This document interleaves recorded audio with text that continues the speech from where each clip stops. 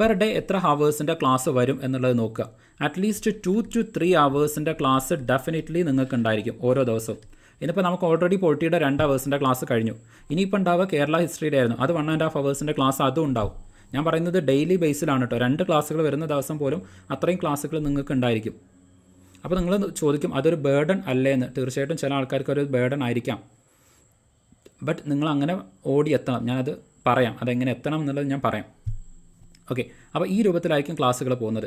ഇനി നമ്മൾ സബ്ജക്റ്റിലേക്ക് വരികയാണ്. സബ്ജക്റ്റിൻ്റെത് ഷെഡ്യൂൾ ഞാൻ ഓൾറെഡി ഗ്രൂപ്പിലേക്ക് ഷെയർ ചെയ്തിട്ടുണ്ട്, നമ്മുടെ ഷെഡ്യൂൾ എങ്ങനെയാണ് വരിക എന്നുള്ളത്. ഓക്കെ, നമ്മുടെ ഷെഡ്യൂളിൻ്റെ ഡീറ്റെയിൽസ് ഞാൻ ഓൾറെഡി എന്ത് ചെയ്തിട്ടുണ്ട്, ഷെയർ ചെയ്തിട്ടുണ്ട്.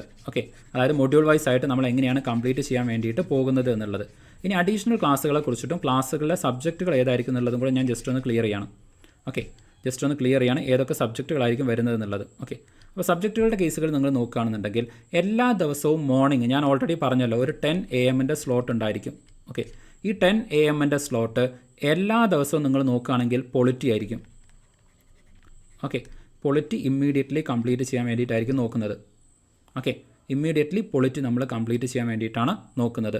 ഇനി അടുത്തത് ഓക്കെ, ഒന്നിടവിട്ടുള്ള ദിവസങ്ങളിൽ എന്ന് വെച്ച് കഴിഞ്ഞാൽ നമ്മൾ സൺഡേ മുതലാണ് നമ്മൾ സ്റ്റാർട്ട് ചെയ്യുന്നത്. സൺഡേ നമുക്കുണ്ടാവുക കേരള ഹിസ്റ്ററി ആയിരിക്കും. ഓക്കെ, സൺഡേ കേരള ഹിസ്റ്ററി ആയിരിക്കും. മൺഡേ മാത്സ് ആയിരിക്കും, എന്ന് വെച്ച് കഴിഞ്ഞാൽ നമ്മുടെ സിമ്പിൾ അരിത്തമെറ്റിക് ആൻഡ് റീസണിങ് ആയിരിക്കും. ഓക്കെ, ദെൻ അടുത്തത് കേരള ഹിസ്റ്ററി ആയിരിക്കും. ദെൻ മാത്സ് ആൻഡ് റീസണിങ് അല്ലെങ്കിൽ സിമ്പിൾ അരിത്തമെറ്റിക് ആൻഡ് റീസണിങ് ആയിരിക്കും കേരള ഹിസ്റ്ററി, അതുപോലെ തന്നെ മാത്സ് അല്ലെങ്കിൽ സിമ്പിൾ റീസണിങ്. ഓക്കെ, ദെൻ സാറ്റർഡേക്ക് വരുന്ന സമയത്ത് ഞാൻ ചിലപ്പോൾ എക്സ്ട്രാ സബ്ജക്റ്റുകൾ അല്ലെങ്കിൽ PYQ ഡിസ്കഷൻസ് ഇങ്ങനെയുള്ള കാര്യങ്ങൾ സാറ്റർഡേയിലേക്ക് വെക്കുന്നതായിരിക്കും. ഗ്രൂപ്പ് നെയിം KS റാങ്കർ തന്നെയാണ്. ഓക്കെ, ടെലഗ്രാം നിങ്ങൾക്ക് നോക്കണമെന്നുണ്ടെങ്കിൽ KS റാങ്കർ തന്നെയാണ്. യൂട്യൂബ് എന്ന് പറയുന്നതും KS റാങ്കർ തന്നെയാണ്. ഓക്കെ, ടെലഗ്രാമിൽ നിങ്ങൾ സെർച്ച് ചെയ്താൽ മതി. അതല്ലെങ്കിൽ നമ്മുടെ യൂട്യൂബിലെ കുറച്ച് പഴയ വീഡിയോസിൻ്റെ ഒക്കെ ഡിസ്ക്രിപ്ഷനിൽ നോക്കിക്കഴിഞ്ഞാൽ നിങ്ങൾക്കത് കിട്ടും. ഓക്കെ, ഡിസ്ക്രിപ്ഷൻസ് നോക്കിക്കഴിഞ്ഞാൽ മതി, അവിടെ നിങ്ങൾക്ക് ആ ഡീറ്റെയിൽസ് കിട്ടുന്നതായിരിക്കും.